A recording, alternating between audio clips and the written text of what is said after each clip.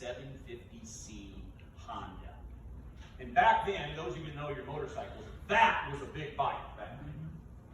It's kind of like the Goldwing is. That was a big bike. We were so happy to get this motorcycle. Took a trip to Houston, Texas on it.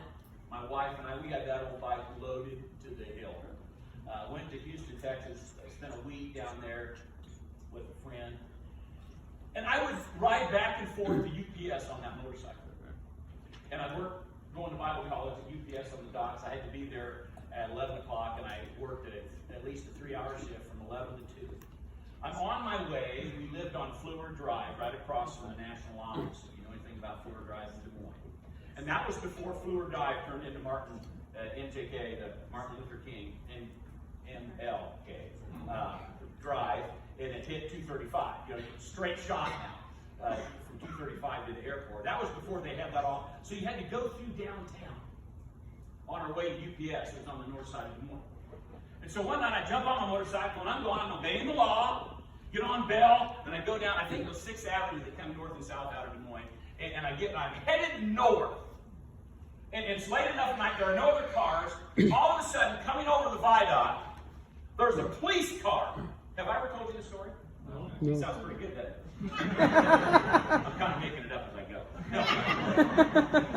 go. He comes over the viaduct, true story, his light's going on. All of a sudden, I'm in the northbound, I'm headed north, so I'm in the northbound, he's in the southbound lane, but he comes over into my lane, headed right at me. Now what do you think I did? I submitted. I submitted. I immediately, number one, I've been taught that when you see red lights, you pull off to the side of the road. That's the honorable, right thing to do. So I pulled over to the side of the road. I didn't make any drastic action. Other than maybe I wet my pants. I don't know. I pulled over to the side of the road. It's like, what is going on? And I just kind of froze. And I did what he told me to do.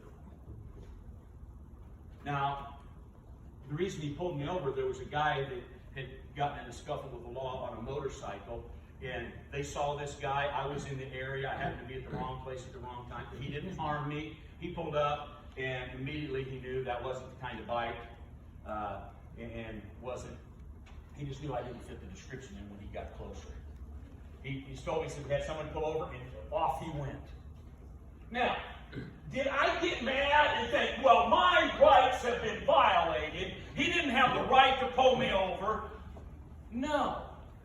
He was simply doing his job. And the reason I'm alive today and didn't get squashed by that car is I submitted and I didn't resist him.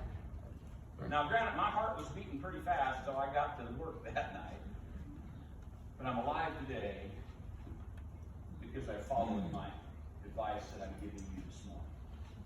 Submit and don't resist. Secondly,